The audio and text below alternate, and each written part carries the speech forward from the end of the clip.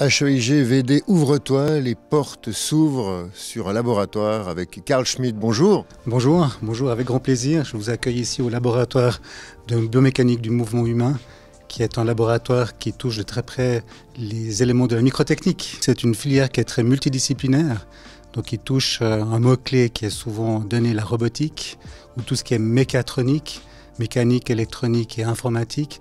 Et c'est un domaine d'activité qui touche beaucoup le domaine médical, le domaine humain au sens général. Il y a aussi de l'humain, il y a des données anthropométriques, un très beau tableau que vous aurez en image grâce au cadrage merveilleux de notre ami Nicolas.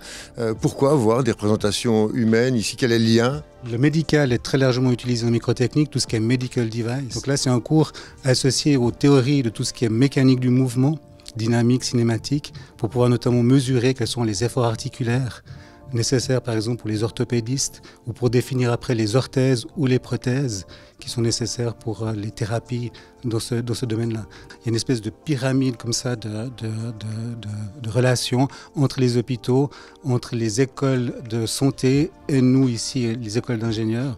Petit scénario futuriste, un jour je me fais couper la tête parce que je suis insupportable. Est-ce qu'on pourrait imaginer une tête avec un corps robotisé entièrement? Non, pas en l'état. Non, je pense que c'est encore beaucoup trop complexe. Et puis remplacer le cerveau. Bon, l'intelligence artificielle fait d'énormes progrès, c'est clair, mais ne remplace pas, en tout cas pas encore. Je pense qu'il faudra encore pas mal de temps futuriste pour, disons, utiliser les principes de l'intelligence artificielle pour pouvoir remplacer une tête humaine. Merci beaucoup, Carl Schmitt.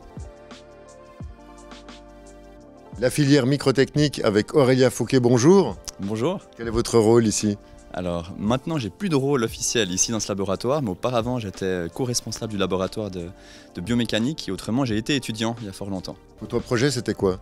Alors mon projet, c'était le projet à l'époque on l'appelait LHS, par derrière ça voulait dire Lambda Health System, c'était un système robotique pour la réhabilitation des jambes chez des personnes atteintes d'un handicap comme un AVC. Ça consiste en quoi? Alors concrètement, c'est une structure robotique. Le patient est assis sur une chaise, il a ses deux pieds qui sont posés sur chacun sur un robot, puis le robot va bouger les jambes. Puis il va pouvoir les mobiliser soit passivement, c'est-à-dire que le patient ne fait rien du tout, c'est de la mobilité juste après l'AVC par exemple. Puis ensuite le but c'est de pouvoir travailler contre résistance ou bien avec assistance. Et le robot là va aider, va accompagner vraiment le patient dans sa réhabilitation. Ça fait peur parce qu'on se dit si le robot s'emballe, ça peut partir dans tous les sens. Vous avez bien raison. C'est arrivé? Non, c'est jamais arrivé, mais justement on a tout un univers de normes, de sécurité, d'homologation. Donc notamment aujourd'hui on a créé une société depuis ce produit qui avait été créé à l'école d'ingénieurs. On a créé une start-up, une spin-off de l'école d'ingénieurs. On a commencé à commercialiser le produit et puis on a dû notamment avoir des conformités à tout plein de normes, un marquage CE, un système qualité qui permet aussi de pouvoir assurer aux hôpitaux et aux patients que le robot ne va pas s'emballer. Spin-up, start-up, c'est quoi la différence? Concrètement, une start-up, c'est juste une société qui débute et puis qui pour l'instant dépend essentiellement de fonds externes, d'investisseurs ou d'aides. Puis une spin-off, on dira plutôt quand c'est une société qui a été extraite ou qui vient de...